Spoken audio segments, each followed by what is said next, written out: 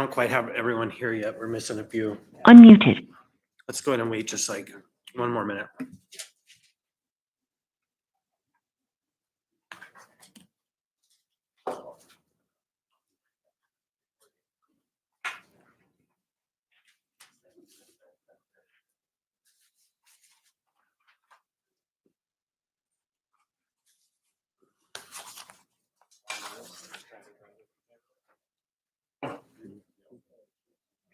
Almost there. Do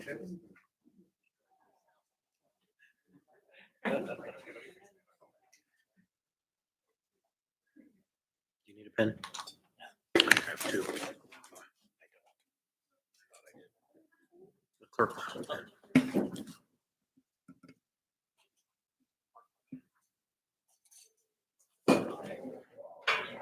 This is probably.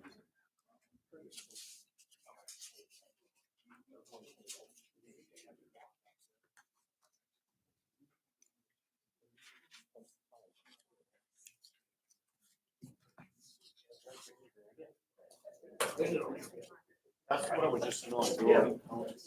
That's it.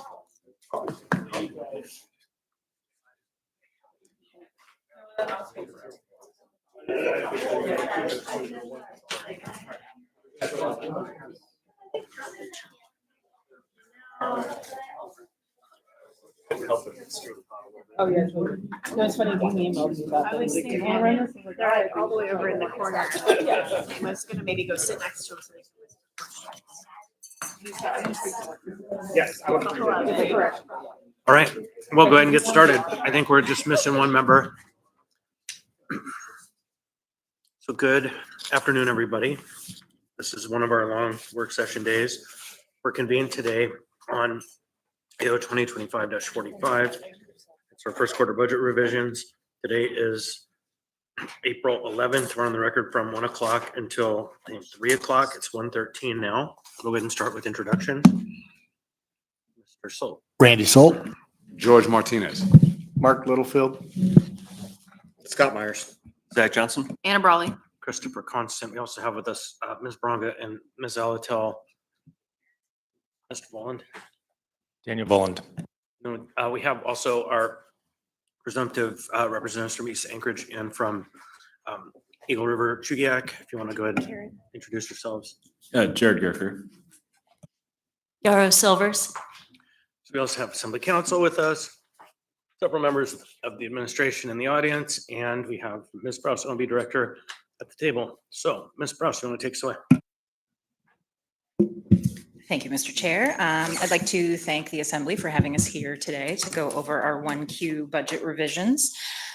There's a lot of documentation involved in this. You'll notice that there are packets of paper at the front that include copies of the slide presentation, the AOs and ARs for the budget process, the general government budget, the utilities and enterprise budgets, the ASD mill levy, the general government mill levy, and the bond package that was approved by the voters also has the AR that follows.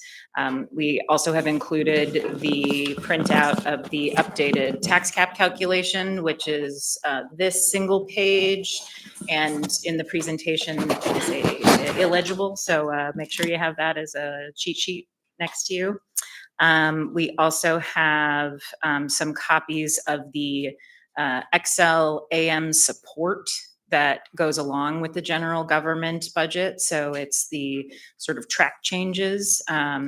There is also a proposed amendment that I believe Member Brawley will speak about, which is a correction on one of the documents. There was a rounding error, so we'd like to make that accurate for Eagle River. And I think we can get started. We will go through what our, review process looks to be over the next 2 weeks almost. And if there are any questions, I'm happy to take questions as we roll through.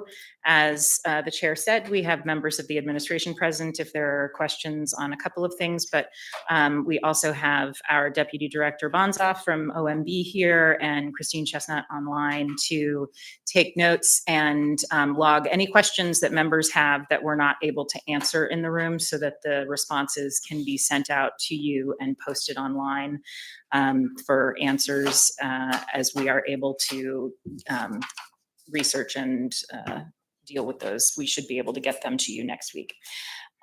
So if we would like to get started, welcome to the 2025 1Q revised budget proposal. That's right. That's right. We got a little bit of a, make it a little, yeah, that's right. We need some lead-in music. So the things we'll talk about today is the overall budget process, the way that we closed out 2024. We talked about that a little bit at the Budget and Finance Committee meeting. This will be another update on that. The mayor's priorities from the budget, the 2025 approved budget, and where that landed us different than 2024 as we roll into the revised adjustments. Then we will do a quick budget overview of the changes or of the proposed items, a summary of historical adjustments that occur at 1Q, the revenue and direct cost adjustments. We'll go over a quick update on the tax cap changes, the overall budget changes, the mill levy for general government and the school district, and the total mill levy for the community on the proposed budget, the alcohol and marijuana retail sales taxes, the utilities and enterprise budgets, and future budget considerations that we see coming up, as well as the schedule of work sessions and public hearings. So particularly for the new members or the incoming members, but many of you have seen this slide as we are referring to it in the budget office as the double down, because it's 2 years of 2 calendar years to get through our budget process. And right now we are in the pink phase, the revised process. So this is the end of our annual budget process. And when we close out at approved or at in April, then the budget process for 2025 will be closed. This does not mean that the budget can't change. Supplementals that are passed by the Assembly change the budget on an ongoing basis throughout the year, but our official budget process includes 2 time periods in the year at proposed and revised. Our 2024 year-end status, I would like to caveat this by saying that we are not closed with our accounting periods. We have not audited our financials for 2024. That is still in process. So the numbers may change, but they should be relatively knowable from where we stand right now. The general government direct cost budget to actuals came in underspent by 4%. All departments met or underspent their budgets except for the municipal manager in the risk department specifically, and the CFO's department. The municipal manager's budget was over budget by almost $2 million due to a workers' comp settlement that was paid out. I believe it is the same settlement that you'll see incorporated into our tax cap recovery for this upcoming year when we get to the tax cap slide. And the CFO's office was about $200,000 over from their budget because that office is traditionally made up of only 2 positions. And we added a 3rd position in 2024, the chief administrative officer. So because of the location in the org chart, going into the CFO's office was the appropriate place to put it. We knew that it would make the department of 2 run a little hot, but we wanted to reflect the inclusion of the position in a way that was appropriate as opposed to sort of fund transferring from another department. The utilities and enterprises all came in under in expenses and most were over in revenues.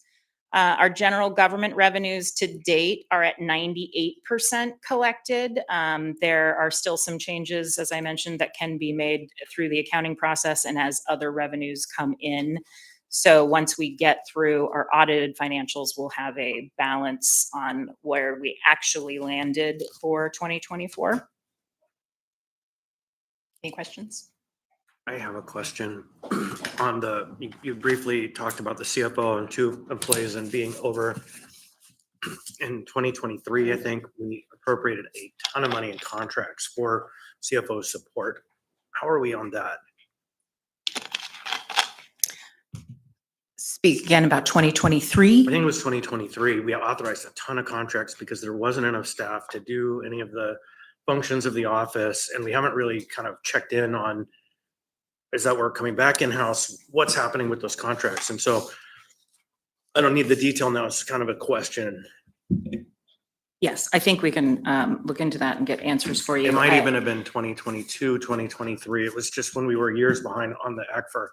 And they just said, we need to contract out all of our staff. Yes, and whether or not that is part of the CFO office or the departments underneath the CFO, that would be part of that research that we can Yeah. figure out. Is But I it coming think, back? yeah, That's really the question. Yep. We getting off the Or- nozzle of those contracts and getting back to the employee base. I'll say by way of preview, right now, I am not aware that we have significant contractor costs supporting the controllers division at all. And we're happy to report that for the first time in years, we have offers out to or people in seats so that the controllers division will be fully staffed. Such great news. Anna?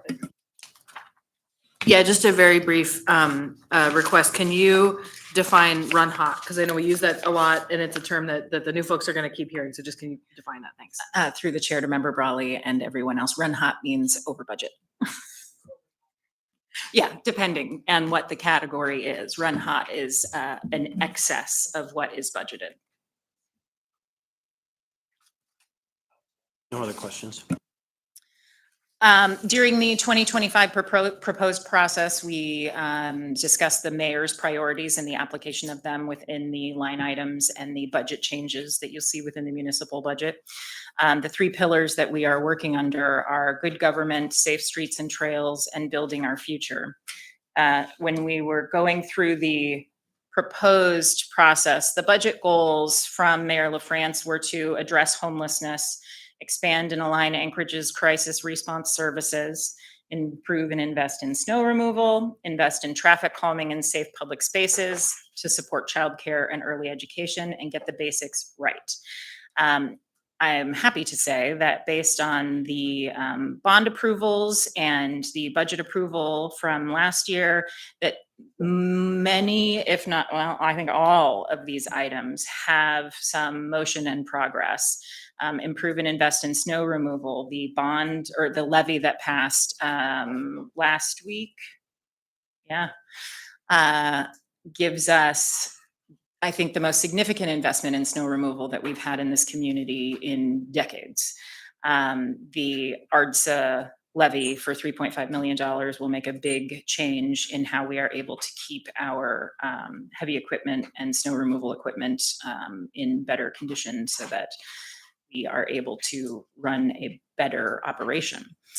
Traffic calming and safe public spaces. Traffic calming was part of the bond packages as well, with increased revenues for pedestrian crossings and lighting. Getting the basics right, the core services of the municipality, balancing our books, making sure that we have solid recruitment and retention plans and our vacancies are decreasing. I believe Mr. Falsey can answer some of the questions if there are any on that front, but the good news is that we have made great progress on the vacancy factor within the municipality.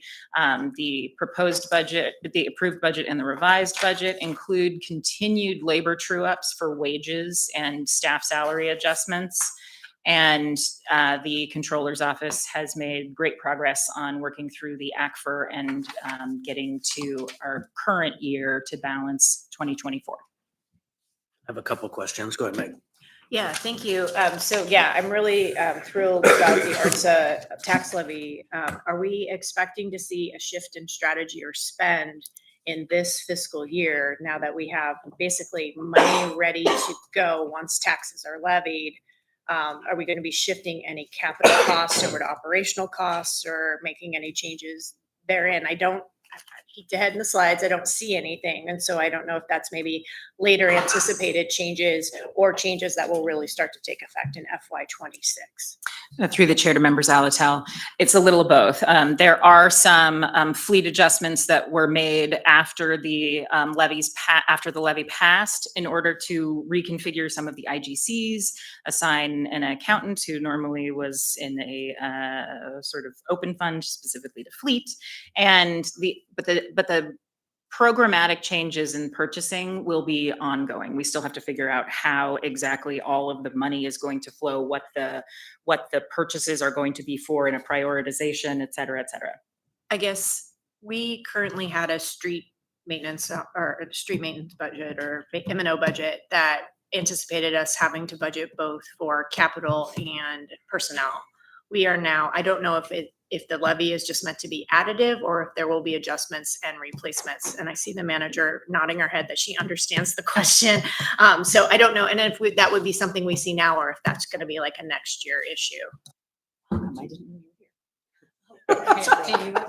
I would note that the manager, Wade Pearson, is with us, as is the Chief Administrative Officer, Mr. Falsey. They've been here most of the whole time. Thank you, Mr. Chair, and to the chair, members, I'll tell. It's a very good question, something we've been grappling with. I think at this point, the intent is for it to be additive because the idea of this was that the available funding is insufficient and we have a multitude of fleet needs, including the APD fleet, which was not addressed by a levy in this last election or that was unsuccessful, and the white fleet, and then also the compounding challenges of the heavy equipment fleet. So the idea was that, at least at first blush, this is an additive additive revenue source. And then one more follow-up question, because we did not have success with the police fleet levy, is there any intention to possibly look at what those capital expenditures across the whole budget are and maybe make some shifts? Well, I appreciate that we need to be additive. Did you call it the white fleet? I love that terminology, the white fleet. But would we want to maybe look at some pivots to address some of APD's needs in real time? I don't want to risk speaking for the director of the Office of Management and Budget, but I would agree with that approach. I think that, again, when I said kind of at first blush, it's an additive source of revenue for the fleet fund. I think that's, again, the first answer. And then the second answer is we also need to look constructively at what our other needs are, specifically our APD fleet needs, whether we can address some of that because now we have this additional source of funding to support the heavy equipment fleet, or whether there are other shifts that we should make once we kind of have the projection of what we anticipate for the heavy equipment levy. So I have myself in the queue, and that's a perfect lead into my question.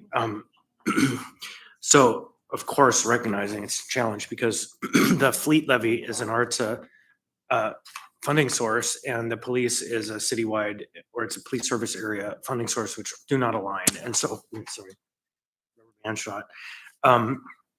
So that's a careful consideration, which I know you are aware of. And I had in the previous work session discussed the issue in previous administration of taking ARTSA fleet and using it in LRSAs because it was convenient or there was a reason.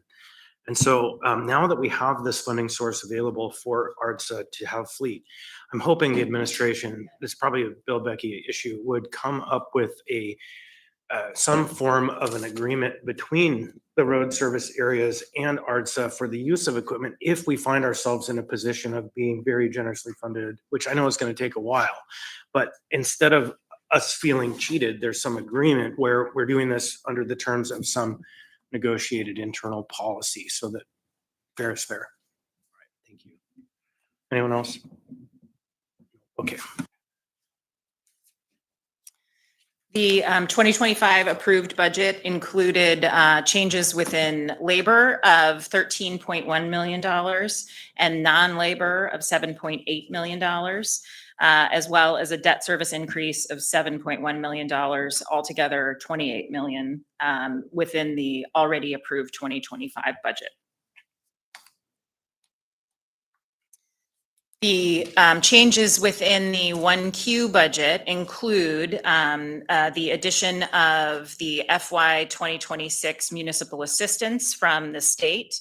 The dollar amount coming from the state is actually, I believe, 3.7, but because we already have a sort of low estimate in the budget of 400,000 and change. The difference is $3 million about. The fund balance reserves, we are currently looking at with full reimbursement of earthquake and other items that we would have the 10 and 2 fully secured. We'll be able to have additional fund balance analysis as soon as we have completed ACFRs. Right now, the completed ACFR is through 2022. Once 2023 is complete, we'll have an additional year of audited information to look at for fund balance. Our 2025 revenue changes as part of first quarter budget include a deficit of $1.2 million. There's a breakdown of those changes a little bit later in the presentation, but that includes the increase in municipal assistance. So our projected revenues are slightly down, and part of that has to do with the fact that the municipality won't issue TANs this year. So it's a increase and decrease. It's neutral because of the way the numbers work out on TANs. The voter approved bond, O&M, and the new levy are a $3.6 million approximate increase. There are $4.6 million in one-time tax cap recoveries, and that's detailed a little bit later. Those are associated with judgments and settlements and emergency ordinance closeouts related to COVID and the Highland avalanche, and the direct cost changes of $8.5 million. So Yeah, thank you. So tax anticipation notes, TANs, we didn't issue them, or we had it optional to issue them, I believe, this last year. Why are we moving away from, or is it just the circumstances exist to move? Like, it's just such a change in procedure and process. And we kind of bristled at it last year, and we kind of left it up to public finance to see if we needed to. So just curious. I think that's a question I'm going to have to take away from this meeting. I'll bring you a better answer in a future setting. So I don't see anyone else. I will, oh, Karen. I don't mean to sound really ignorant, but the TANs, does that mean the option to pay your taxes in 2 lumps or? No, TANs are tax anticipation notes, which is a short-term financial loan to ourselves, or what we get for ourselves that would pay for our cash costs before we levy taxes. And so it's off the bonds market or the financial markets in such a way that we pay for it, but we also generate revenue because we have a pile of money in the bank. And there might be some arguments for the instability of the marketplace not being a great place to be securing short-term rates, but I don't know. I have myself in the queue on the fund balance reserves, and I just want to underscore that it certainly felt for a number of years we would never get back to 10 and 2. And I sure look forward to the next bond rating action so we can see the sweet, sweet result of what that's going to do to our bond rating. And so markets be damned, at least we will be in a position to improve our rating. So congratulations and thank you. Meg. How is that possible? Because we had the BSSA debt still sitting out there. So is the 10 and 2 to be back? Are we back in the 10 and 2 position? I guess I'm confused. Through the chair to members Alatal, we have to continue doing the analysis to actually find those numbers. We don't have them cooked right now. Okay, Yeah, there we go. that's- Okay, I had a missing piece to the puzzle. Thank you. Yeah, and just for the 10 and 2 is different than the BSSA and all those other funds, and they have their Correct. own requirements and they have their own ratings, review by the ratings agencies. The 10 and 2 is that big category of like, in case the world melts down, we are ready.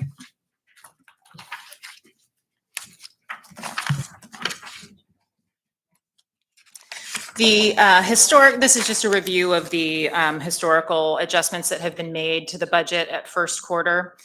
Going back to 2020, the first quarter budget revisions were an increase of $1.95 million. In 21, the budget change was $7.5 million, 22, 11.7, 23, 13.1. 24 was $8.9 million, and the 25 1Q proposal is an $8.5 million increase on the direct cost. The direct costs are specifically associated with making our revenue true ups for the way we ended the year, the prior year, and also any refined projections from Treasury. We go through and look at the expenditures that were originally projected and whether or not they are accurate and refine those as well. And then the service area board requests are incorporated into the service area levies.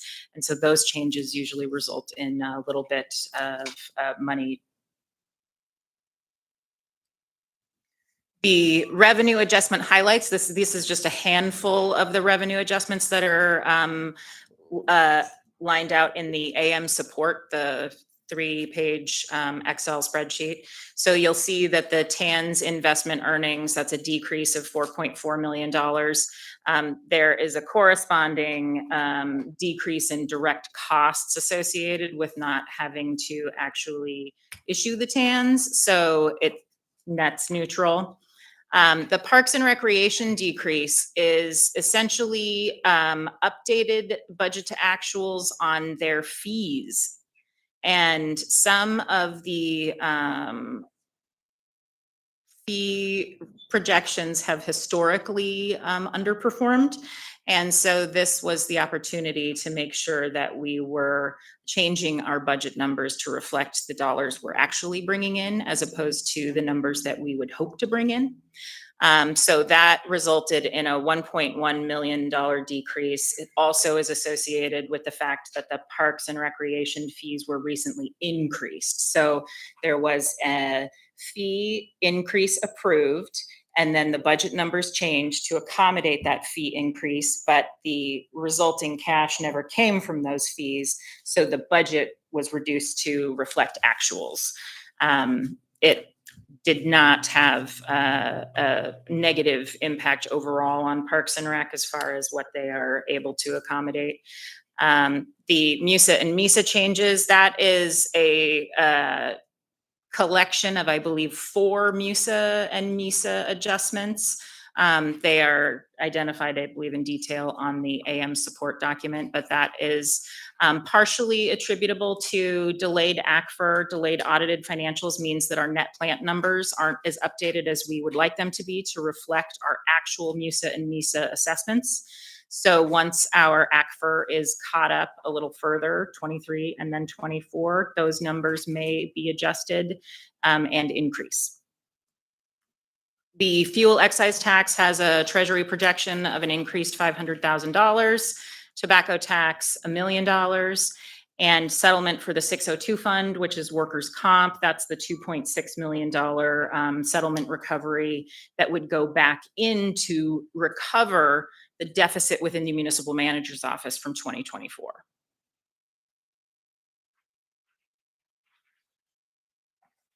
Anna? Yeah, I had a question on the revenue. I understand this is all general government, so what I'm asking is alcohol tax and marijuana tax, so you can say we'll come back to that, but I'm just wondering, have the revenue projections met, or has the revenue, or sorry, are you changing the revenue projections? Because what I understand is alcohol tax has been a little bit softer in recent months, so just wondering if there's an adjustment there, and you can just say we'll come back to that. Through the chair to Member Brawley, there's a slide that we will get to that does include an adjustment to the alcohol tax. I have a question on the 602. So we have before us a proposal to fund a settlement, a new one. Is that accounted for in the budget, or is that going to be another extraordinary expense that we have to manage? Through the to the chair, is this the item that you? I think there's an $800,000 settlement. settlement Yeah. that is before us at our 22nd of April meeting. And so, Yeah, I'm looking at bonds off in the back. I believe the answer is yes. It's not accommodated no, yet. maybe it wasn't 602. It's not 602. Yeah, I'm sorry. Correct. Maybe it wasn't 602. I thought I forgot it. It's not 602, but I believe it is incorporated in debts and settlements. No. The 800, that's, He's never asking a mind, it was separate the wrong question. Sorry, I rescind my question. Sorry, Marilyn. We should have you come up, Marilyn. Don't you? Sorry, sorry. That's a terrible thing to say. Okay, questions, anyone? No, okay, go ahead. So the 2025 direct cost adjustments. These are also highlights. There are much more included in the AM support, but these are the summary items and also some of the larger items associated with the direct cost adjustments. Running down the list, it says planning projects for 176,000. This includes a reappropriation of money that was already identified for planning in 2024 for the Eagle River Comp Plan. It was booked in a line item that allowed it to lapse, so we are reappropriating it so that they can continue to do the work for that comp plan. That is part of that increase. There is $126,000 for Chugiak and Girdwood EMS. That's split about equally between the two entities. I believe it's about 62 for Chugiak and 64 for Girdwood. The Mountain View Community Center is a new addition. This is the result of the municipality taking on the management of the community center with the Boys and Girls Club leaving that service. These are increases within the Parks and Rec Department and maintenance and operations associated with some building rehabilitation and ongoing operations for utilities, as well as some new staff within Parks and Rec to manage the center. The rent and CPI and utility increases are multiple different items within the AM support. It includes the contractual CPI increases with the museum, with the PAC, with the what are the other venues Renee manages?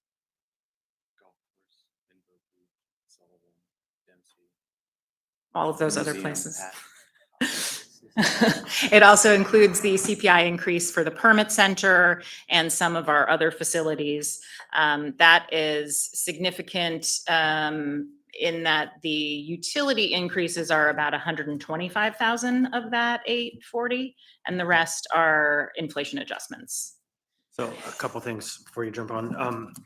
First, Bill, would you say those facilities into the mic? Because it didn't get on the record.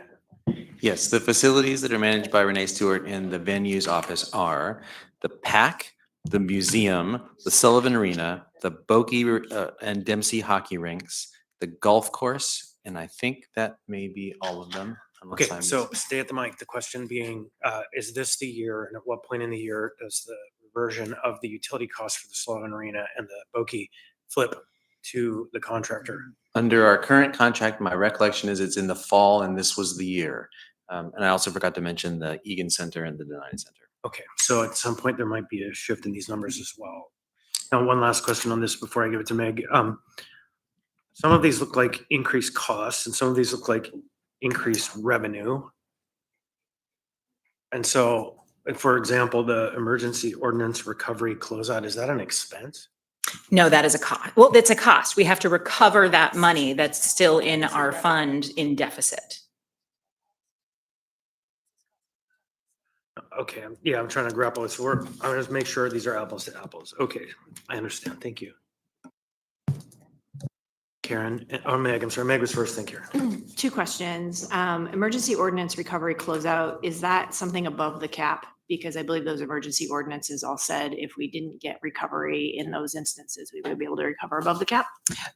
Through the chaired members, I'll tell, yes, it is above the cap. And you'll notice in the tax cap calculation slide that we'll get to in a little bit that it's specifically called out in there as that recovery. And the next question I have, I want to preface, I really love the Anchorage Safety Patrol. It's amazing. I love all the modifications that have been made in the higher level of service. This seems to be escalating year over year. And when are we going to land, or are we now landing at the final year over year contract amount? Because an additional $2.3 million is fairly substantial. And I know our contractor we use doesn't take advantage of anything like Medicaid billing to try to offset costs.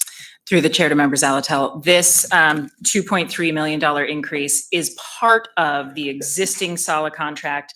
The 2025 approved budget did not have full funding for that contract. It was moving out of the health department into the fire department. And at the time when we came into office, the associated allocation within the health department was known to be $4 million. Now, in order to pay for the loaded cost of the full contract, which has not changed in the time frame, the $2.3 million is added. Whether or not the provider bills Medicaid, et cetera, those are conversations that we are having within the municipality in order to figure out what the long-term cost of this is, instead of the way that it was basically adopted as and as an adjustment when the previous contractor left. Great. So this is a question probably that will ultimately go back to Director Rash, but can we get the 25, 26 all-in costs and then the fund source, which I think is mainly moved over to general government, but there might be a split there, just to kind of contextualize where it's landing, because this piecemeal approach is hard to track. Thank you. Karen. Thank you. The Mountain View Community Center, so Boys and Girls Club was running it. I guess I'm just finding it hard to believe that us taking over is just $189,000 more. So could you explain that? Through the chair to Member Bronga, there are a couple of answers that I can give, and then perhaps Manager Wynn Pearson can add some additional color. This is the increase to the budget. It includes absorbing the remaining balance of the $400,000 that was appropriated to Boys and Girls Club in the approved budget. So the Assembly approved a grant from the marijuana tax that was specifically for Boys and Girls Club. And as part of the negotiations with taking over, it would involve not fully releasing all of that funding, and the municipality would use it towards the Mountain View Community Center operations.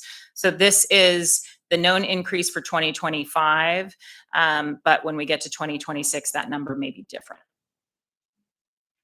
If I might add through the chair to Member Bronga, just if you recall, when we had the special meeting, when we allocated, when we approved that change, we had all these sort of wacky numbers in those appropriations. And that was for this reason, that we had allocated out those grants that were appropriated to the Boys and Girls Club to make sure that they received the funding that should have gone to support their other clubs that continue in their relationship with the municipality, and also to receive pro rata funding for the portion of the year where they funded Mountain View, and or where they continued to operate Mountain View. And then we retained the residual funding that was designated for the Mountain View Club to operate for the months after that June 1st handover. And that's the amount that Director Browse is referencing. I have a little info on that too. So what Ona had said is next year might be different.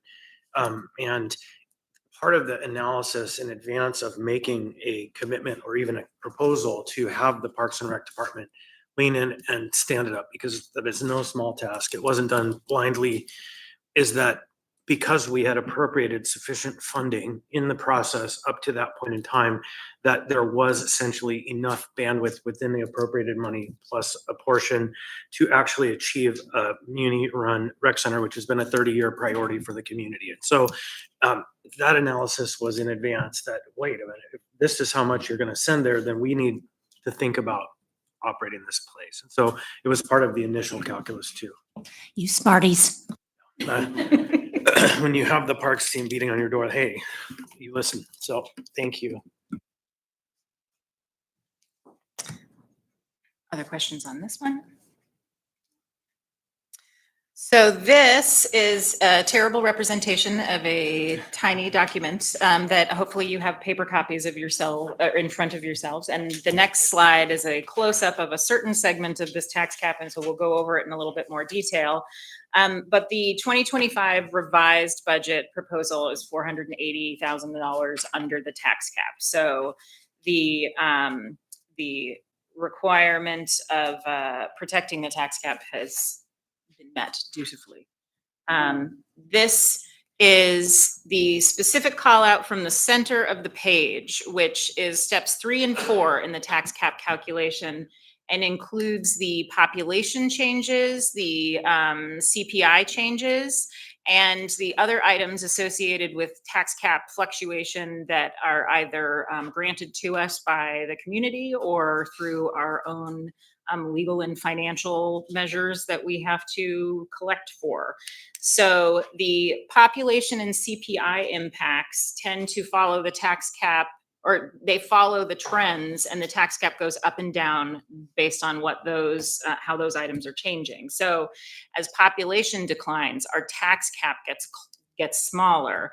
As CPI increases, our tax cap gets bigger. And so our 5-year rolling average is the numbers that you see next to those dollar amounts. The 24 revised budget number for population was negative 0.5 as a multiplier. The 25 revised budget has a slight uptick in the population increase, and so it's negative 0.3. The CPI rolling 5, you'll see a small increase between 24 and 25 of 0.1%. And that gives us about $800,000. So that is pretty significant when we're talking about how we can pay for things that the municipality needs. The other items within the tax cap calculation that tend to vary from year to year are new construction dollar amounts. You'll see that in 24, our new construction was 4.2 million, and right now 25 is at 2.6 million. So there was a decrease there. The taxes authorized by a voter-approved ballot for the O&M is about the same as 2024. The levy is the new line item on line 29. That is the 3.5 inclusion of the ARTSA heavy equipment levy that was approved by the voters. So that is the addition reflected there. The judgments and settlements include the 2.602 fund recovery, as well as other general government settlements that are recoverable as one-time costs under the cap. The debt service number is a traditional number, and then the emergency ordinances flagged as one-time tax cap increases. That 1.16 amount is the full recovery of the COVID-19 emergency and the Highland Avalanche. The Highland Avalanche is about $36,000 of that. So the rest of it goes to the COVID response. And I think given the activity that we have seen the municipality, the community, this body go through in the last few years, particularly around the COVID-19 emergency, the closeout of this recovery is a pretty significant deal in terms of our internal operations, in terms of our budgeting, and the concerns that mounted for a few years about whether or not we would ever fully recover from COVID expenditures. And the nuts and bolts of it came down to $1.1 million total. So we're not quite done, but Anna, you wanted in the queue. Yeah, I just wanted to underscore a couple of things about this. First is there is some nuance to what's on this page, but generally speaking, these are not policy choices. These are in the charter, or they're in code, or they're based on external things like whatever our population is and CPI. So it's really important to understand the tax cap. These are not choices. Like I said, there's some nuance in here, but that's how this works. And one choice can be made to reduce it, and then the budget can never be increased. And so this is not like the state budget that goes up and down. This is a one-way ratchet, and I know that is something we'll continue to emphasize. So when you hear folks saying we tax up to the cap, it is so that we don't have to cut the budget every year after this because of all these factors. And then the other thing I'll just note is new construction. That is when things are in process. So when they're done, they are folded into the overall tax base. So it's a point in time. But just imagine 40 years ago when this tax cap calculation was written, we were gaining population at a very rapid rate. So this budget went up because of this formula. And also we were building a whole lot more than we are now. And so I just want to very clearly connect our housing issues at a big scale, long-term, bigger than this one-year budget, to what this does to our actual budget. And that's something to think about. So just to put that seed for everybody around this table, and we can come back to it later. Thank you. Zach. Yeah, thank you. Just to make sure I'm following this correctly, around the emergency ordinances, that 1.1 million, which is mostly for recovering from the code funds. So as I recall, we were eligible for reimbursement from the federal government. We're looking at 185 million, something like that. So this is to say that we're at the point where we recovered everything we could, which was around $180 million. And what is left that we need to collect from our revenues, our budget is that 1.1 million roughly, right? Through the chair to member Johnson, yes.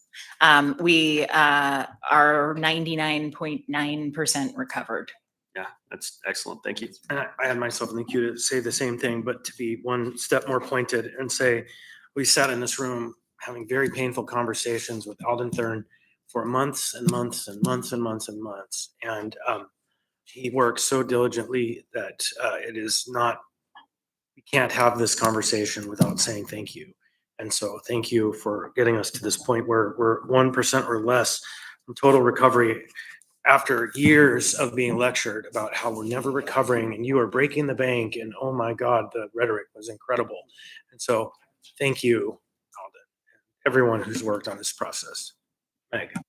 Yeah, so thank you actually goes out to Desiree, our former budget analyst, because we revised those ordinances that approved those fees into emergency ordinances, even at the objection of the administration at the time. And the reason we did that was just in case so that we could recover above the cap. But I did have a question about this year's budget, which is, do you remember how far we were under the cap when we passed the budget to now? If I recall correctly, it was $230,000. Okay, great, thanks. I just kind of like to keep track of that. I guess you can finish the slide. There's a little bit more, I think. Yeah.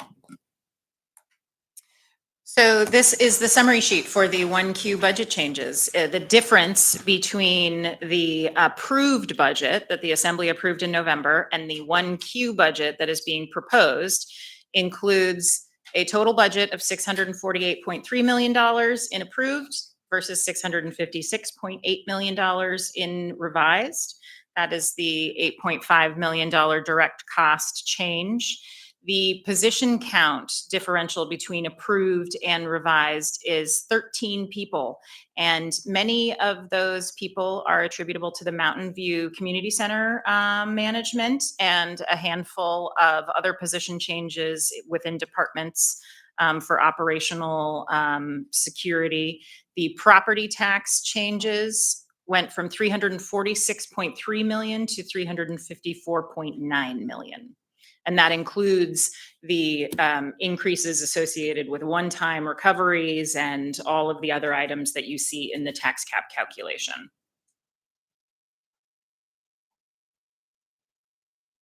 Karen? It just popped in my head this morning. Where is Bill Pop?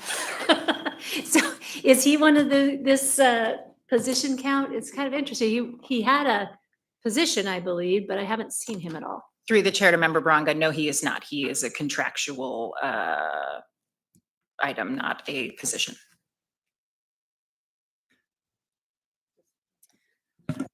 The 2025 average mill levy, this includes the school district. So this is general government and the school district as well as the total altogether. Our mill levy obviously has lots and lots of different areas associated with it and different variations. So this is the average. The 2024 mill levy for general government was 9.12 and the 2025 preliminary mill levy for general government is 9.12. So our mill levy is remaining flat in the year over year comparison. The school district's mill levy has decreased by 0.35. So the total mill levy is overall reduction from the 2024 mill levy. The cost per 100,000 is $1,544 total between the school district and general government. Questions? Anna? Yeah, so I know the school budget is already approved. That number's not going to change. The general government, I think, well, just so given that we're under the cap right now, if we were to make amendments that go right up to the cap, how much would this number change? Not on numbers, but just kind of magnitude. Through the chair to member Brawley, I don't know the answer to that, but we can get you the answer for that. So I think a concomitant question to that, I don't see Jack here, but do you have a slide that talks about valuation?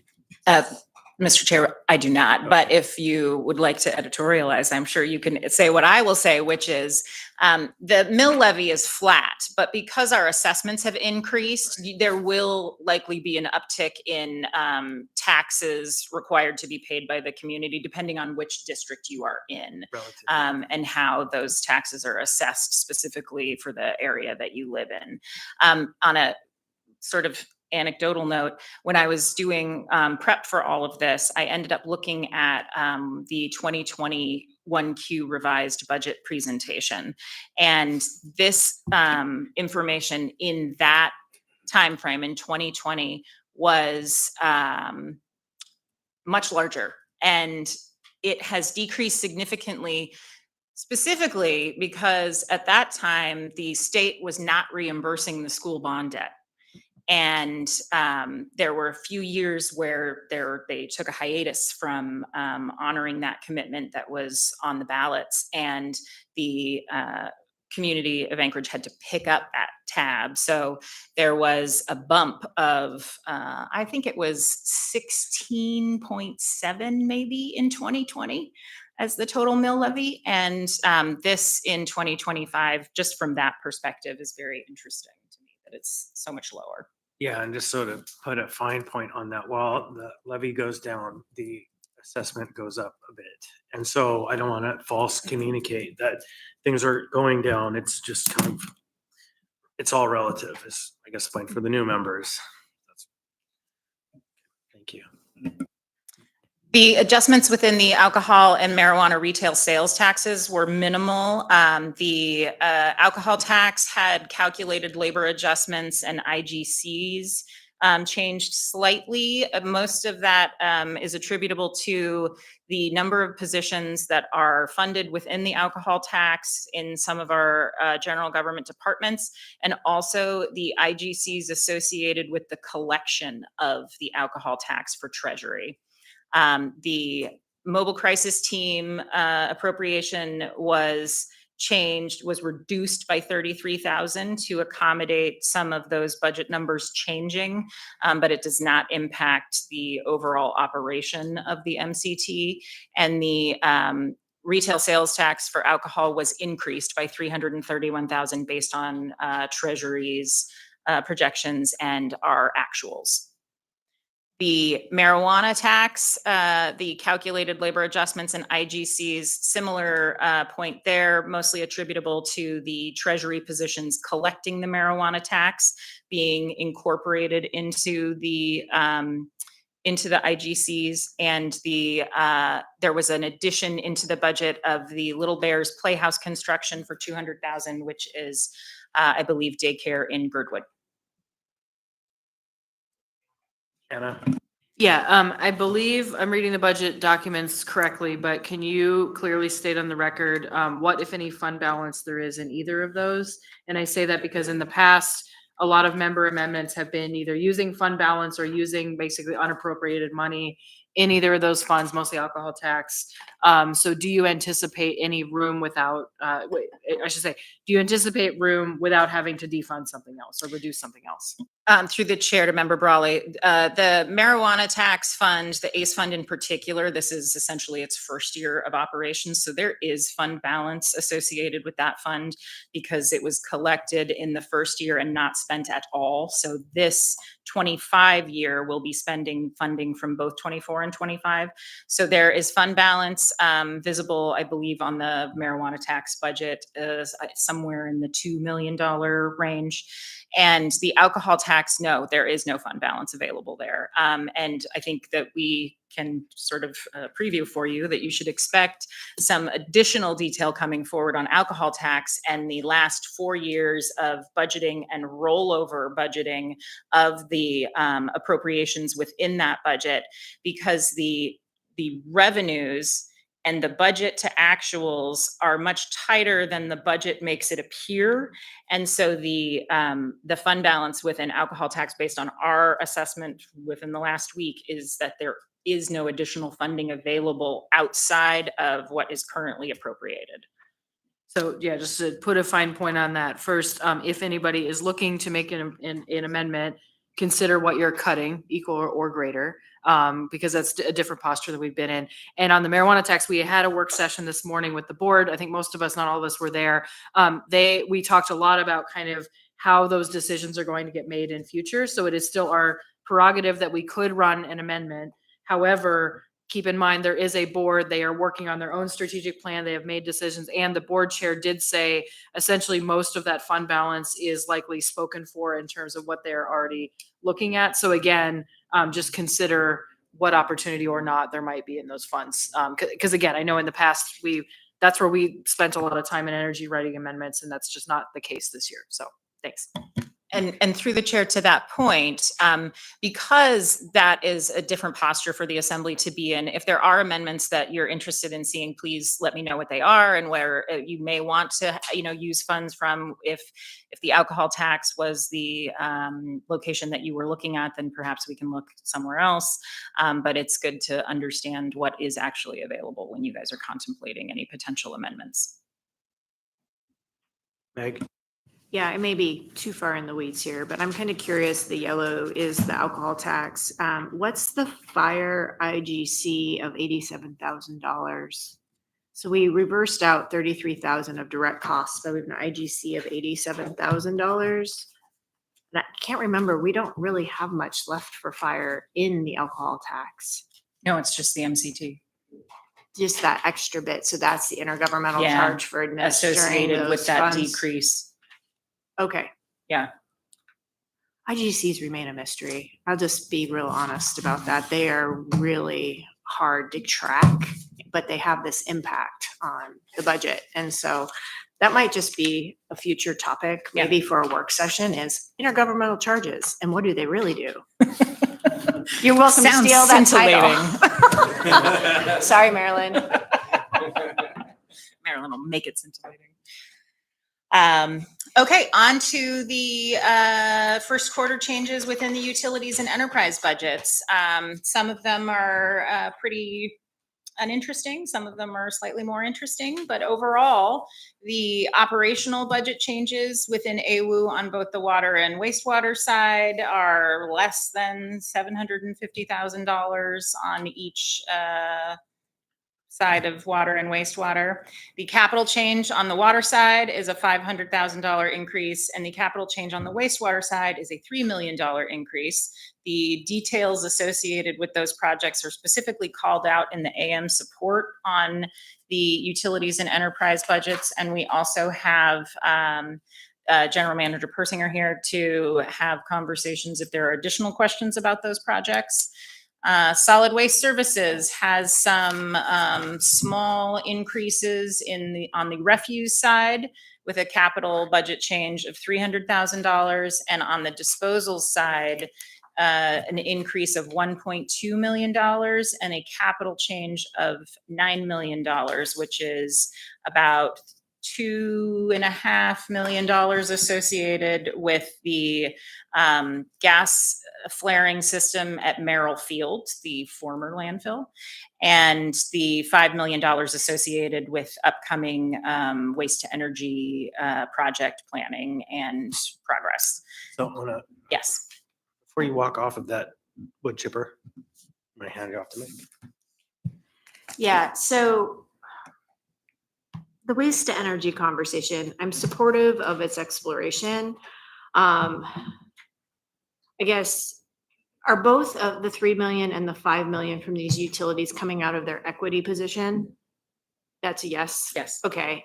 I guess I'm trying to fit where waste to energy for both, not for solid waste services so much, but for AWU. And I understand they benefit with some of their fits within the overall context of, because it's on the wastewater utility side. So it's not Biosolids. so biosolids. Okay. So, I guess.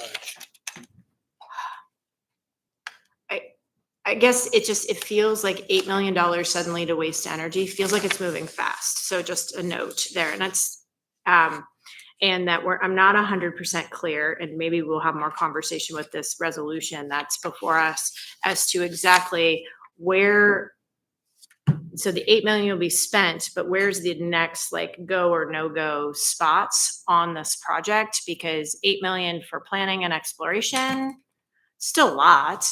And so I guess that's what's catching me off guard. And I didn't quite understand that AWU was making such a big contribution out of its equity on the wastewater side. And through the chair to members, Alatel, as far as I know, there are multiple go, no go moments within that $8 million. So approving that budget doesn't mean that the utilities and the municipal managers are going to go spend $8 million without coming back to the assembly for approval on contractual requirements. Because most of that funding, I believe, will be spent outside of the municipality with planning. So all of the next steps within the progress need to come back to the assembly for spend. Will this create a new joint CIP that we can track, like capital improvement, like budget or a fund, so that we can like kind of keep track of like the spend on the 8 million and where we're at? Through the chair to members, Alatel, I don't know if it would do that specifically, but I understand the goal in that question in terms of knowing what the expenses on the project are. And I think overall, the whole project will be tracked with all expenses. Okay, yeah, that might be one of my requests in that resolution, is that if we're going to be putting funding in, if we can put it into a fund, unless we run into some problem. But if both are contributing to the fund, it's kind of like the PAM. The PAM has a fund, because I look at this project on potentially that scale. Because yeah, I think that's the main thing, is how do we keep up and track it, and then watch the various utility contributions, and then the leverage of any, I understand a lot of it will probably go out of house, but I'm sure there's term contracts, et cetera, et cetera. Thank you. Yes. Just to add flavor to that, it's not just tracking, but tracking and reporting, figuring out a way to ensure that this body is kept up to speed in a very regular part of that, because the train definitely feels like it's moving faster than our ability to understand. And obviously, it goes without saying, but I'll say it anyways, we have multiple various large scale projects that are starting to move, which I appreciate. I want us to do everything all at once and get it done. However, we need to have good insight. Karen? So in the solid waste services, it says 5 million. So I was just wondering the discrepancy between the 8 million waste to energy and this 5 million. So the solid waste services capital change on this slide says plus 9 million. That's not all for waste to energy. That is for other capital changes that they are making within their budget as well. $5 million is the waste to energy line item within that total. Was there anyone else over here? Okay, yeah, I think just the real generalized request is insight into the expenditure portion of this process. We know what's happening. The changes at Merrill Field include a reduction of $93,000. This, I believe, is specific to the fact that the approved budget included a $100,000 dividend to the general government side from Merrill Field. The FAA has determined that they don't want us to do that. So we have removed that as a dividend from Merrill Field. That's based on the fact that the majority of Merrill Field is funded through federal government money, and releasing a dividend to general government is a little against their priorities. So we're not allowed to do that, evidently. Anchorage Hydro has adjustments for operations and contractual requirements that include an administrative assistant, budget true ups for salaries, because this is the first year that Hydro is operating as a staffed entity, and a capital change currently proposed at $650,000. This includes some changes to the line items that were part of the approved budget. The Port of Alaska has a change of $5.5 million that is attributable to the debt service associated with the plan of finance. It's a significant increase, but that is what it is coming from. So it is not a capital project specifically, it is debt service. Meg? Yeah, so I'm not sure that the slide we received and the AM align. So we have generation controls, $134,000 equity funding in the AM. Is that correct? Through the chair, you'll notice that the documentation from the organization is different than OMB's presentation because they were not vetted. So Okay. whether or not those numbers are different, you may see come across in an amendment or an S version. We have to verify what those changes exactly are because our IGC process changes those numbers Sure. from what they have until it's all loaded with that information And- updated. And my main concern with these two different buckets, generation controls and fish and wildlife study is, and this is, again, the slide, but the slide has $325,000. That is specifically in the CIP. I know that number related to the fish and wildlife program. And I want to make sure we keep the bucket on the fish and wildlife program very separate from any other revenue and equity spends, even if they're capital improvement for AHP. And I think that's fine. And I'm fully supportive of making sure we move and spend the money to move at pace on the pump storage hydro exploration.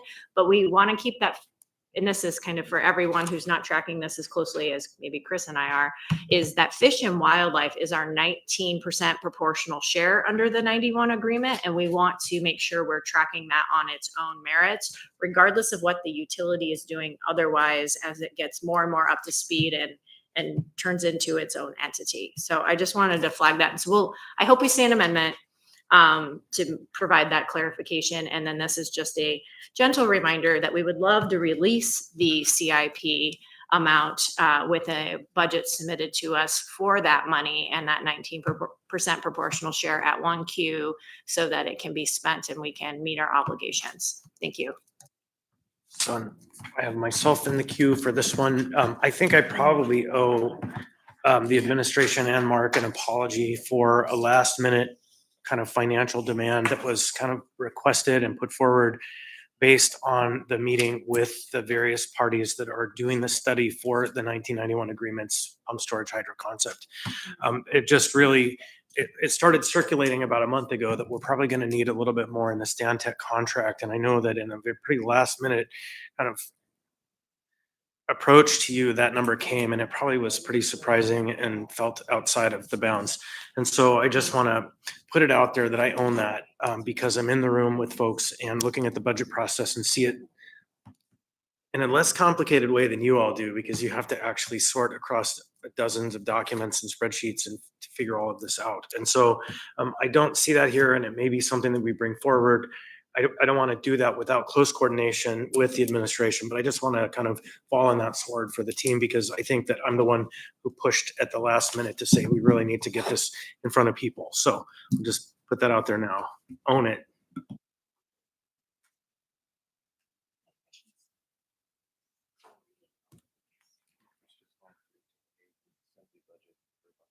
Yeah, for all the admin work. Yeah.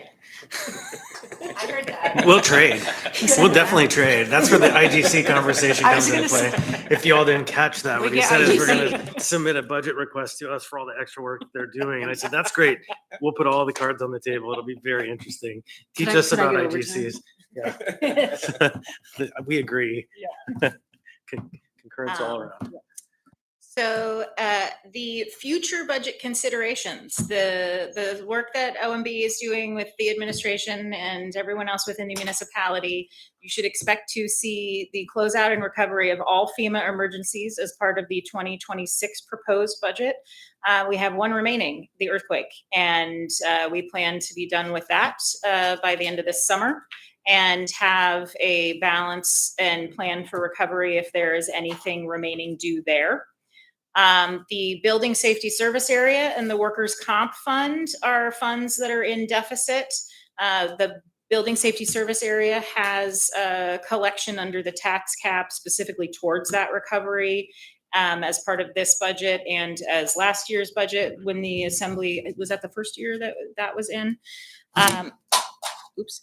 And the workers' comp fund recovery, that is a coming attraction, I think. You will see more probably at an audit committee near you. And The workers' comp funds, historically run in deficit. There's a slightly larger deficit that accrued over the last few years. One of the things that OMB did as part of this budget was recalibrate the workers' comp recovery within the departments.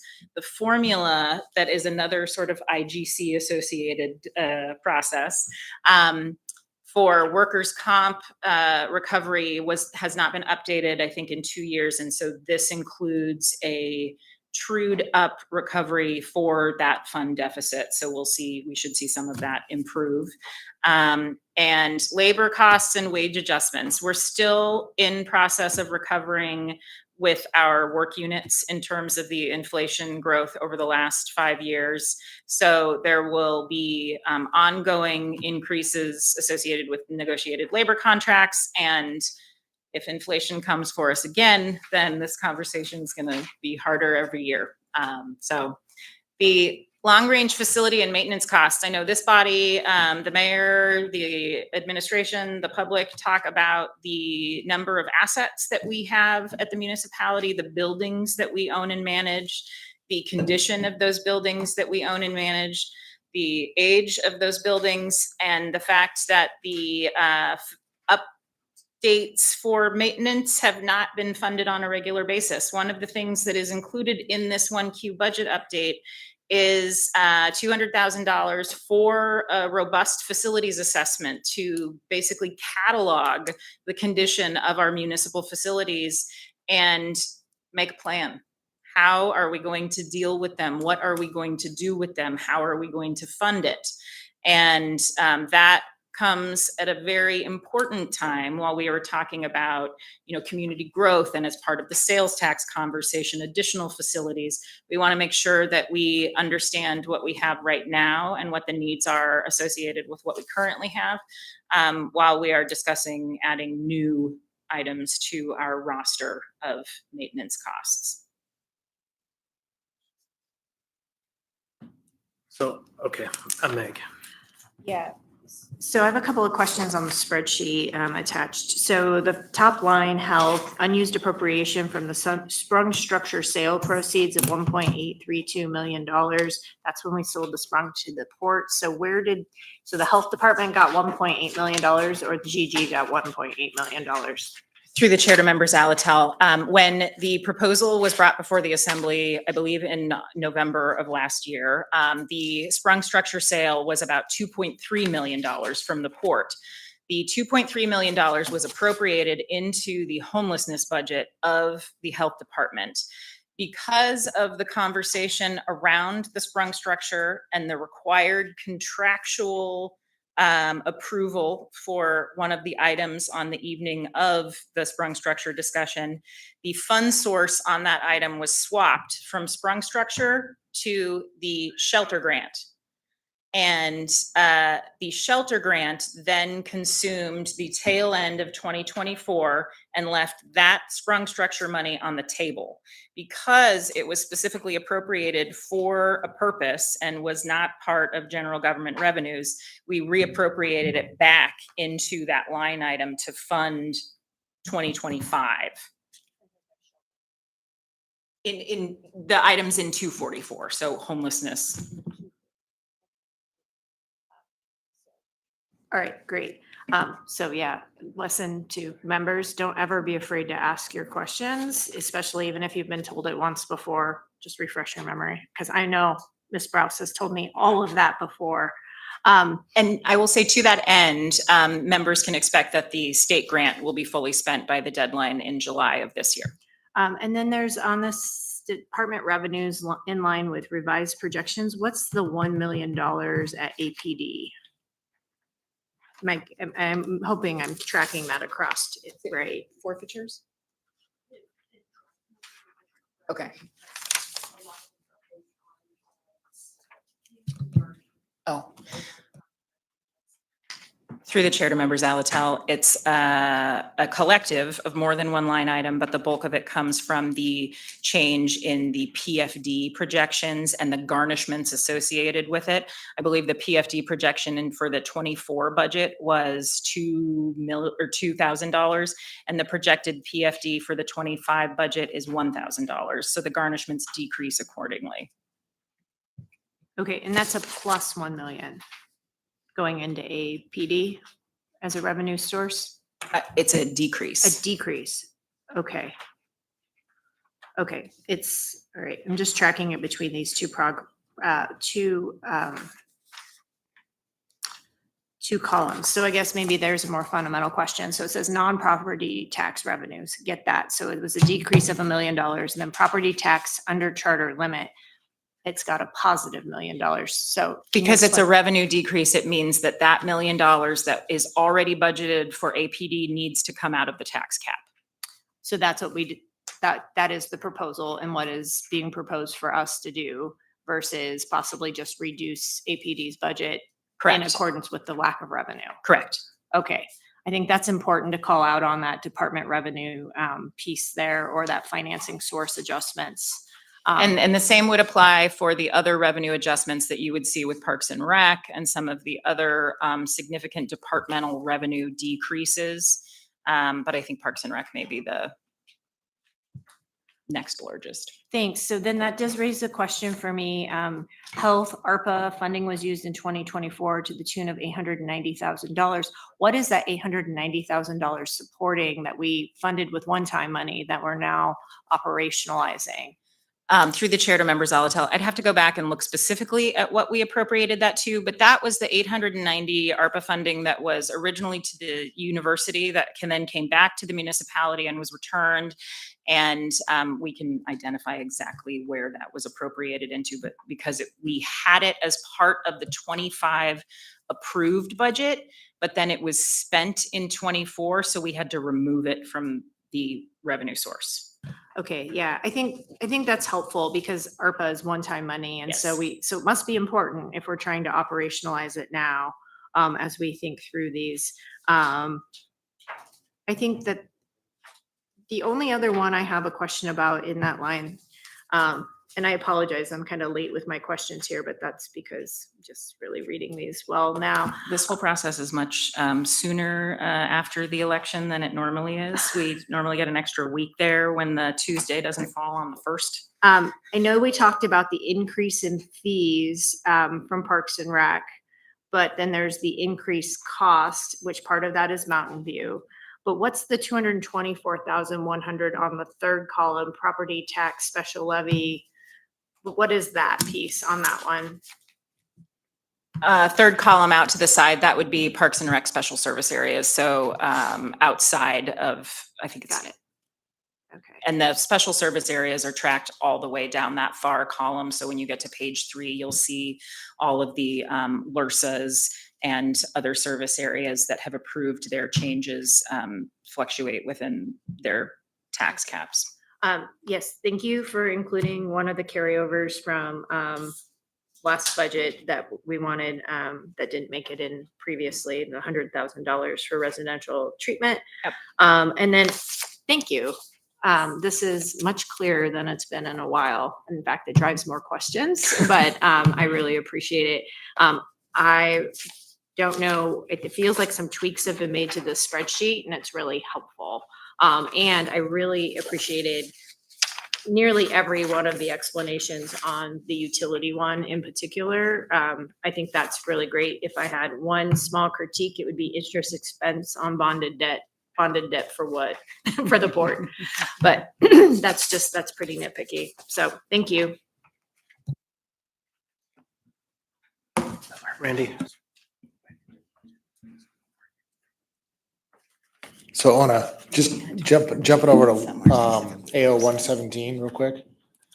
So when I look at page 2, you have revenue. So I assume when it says premium on bond sales, it's not like a fee we're being charged for the sale. It's actually Am I grabbing something that you I didn't know, have? I'm saying, which item? Oh, the bonds. Okay. Yeah. Yes, go ahead. So page 2, premium on bond sale, I assume that's revenue in addition to the bond, or is that a charge for issuing the bond? Charge for issuing the bond. Okay, so it seems like they're averaging about 11%, which seems high. 1 to 5% seems to be normal. So explanation there, and then also lower down the bottom on the IGCs, what does CS stand for? Is that cost sharing? Before I make an assumption. Page 2 or 3. Oh, right. What? Central services. Central services. Right. Okay, and then is there any, maybe that question on the premium, and then the professional services, I assume, doesn't really say what they are, but they're various. Correct.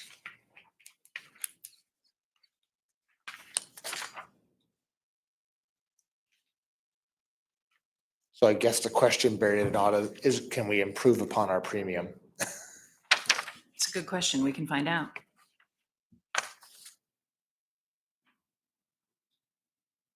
So, and just so everybody knows, this item will be heard in May. There's time for the bond one for additional questions for those who will be participating on that one.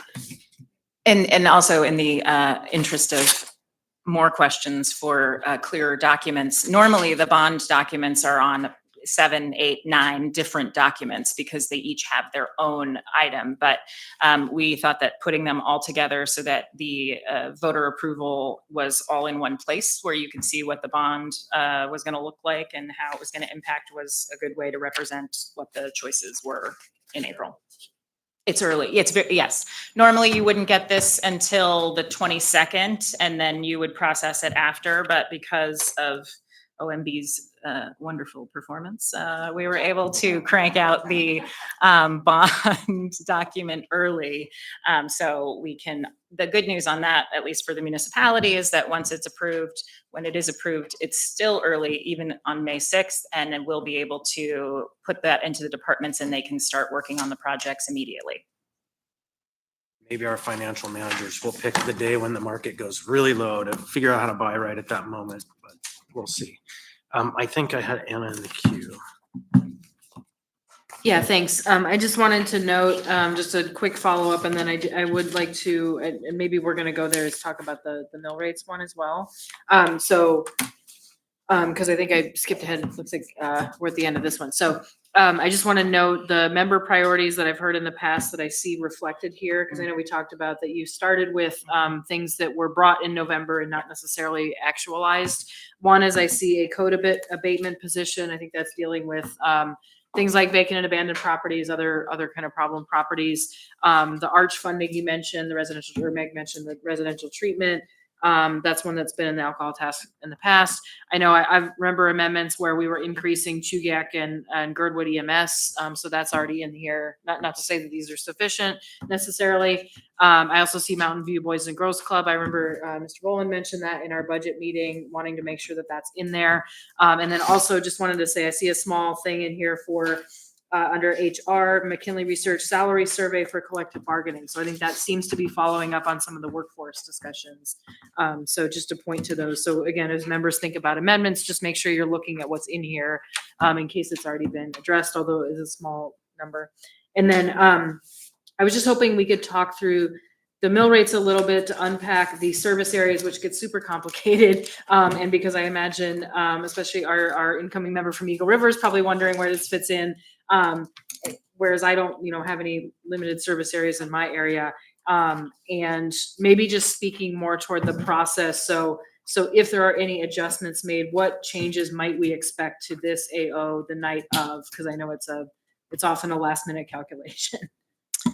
Through the chair to Member Brawley, thank you for shouting out the changes that were incorporated as part of the sort of ongoing process from November. We had discussions about some of those amendments in particular and had committed to include them if there was funding available as part of 1Q revisions. And the items that Member Brawley mentioned, as well as the Little Bears Playhouse, were part of those conversations from membership. The mill rates specifically are set currently the way the budget is at this moment. So if we move things within the budget as part of the revised process, then these mill rates may change. Depending on what service area you are in and what you are touching, that will impact the specific mill rate associated. So, when you are putting general government items in, that may impact area-wide, the Fund 101. The, Chugiak Fire Service area, if there were to be increased costs there, then that would change. But I think that the length of the list of the mill levies shows that almost anything you change is going to change 1 to 25 different mill rates on these documents. So knowing what specifically you are adding or changing is helpful for us to understand in advance, so that when we are going through the amendment process and any amendments that may come on April 22nd, we would know whether or not there is funding available and how that would impact the other documentation. We have comparison documents for the overall mill rates between 24 and 25. So you can see the fluctuations and decreases within some of those service areas, increases as well. But those will come out as part of the complete budget package once all of these numbers are set. Is there more? I think that was just generally just to note that there's adjustments to this document after we make changes on the other documents. Correct.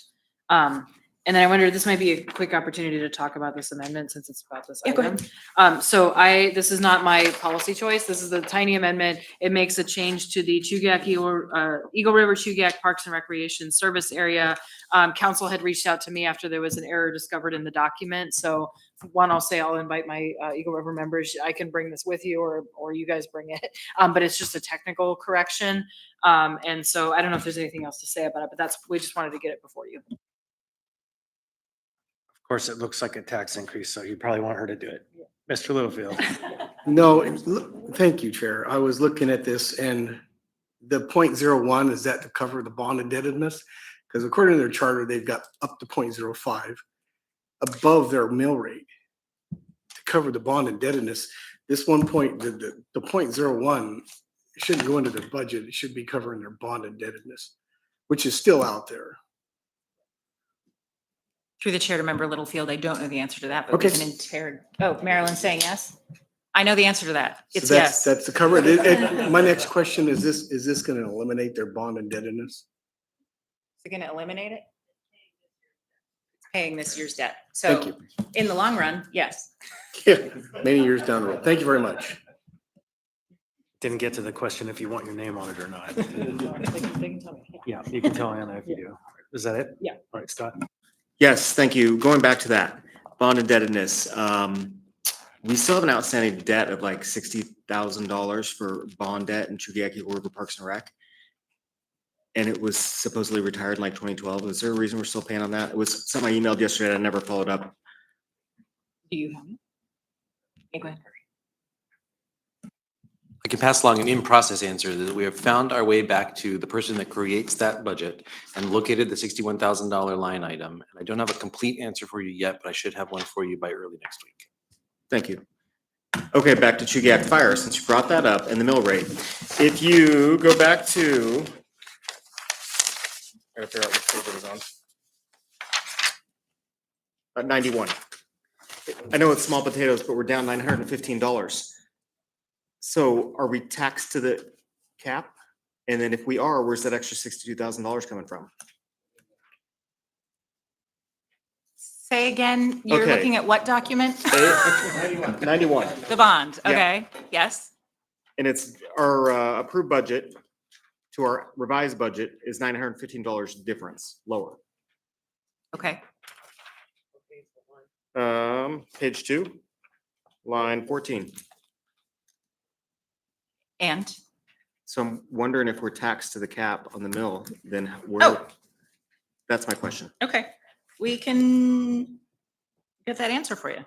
Or in the alternate, the question is, what is that reduction?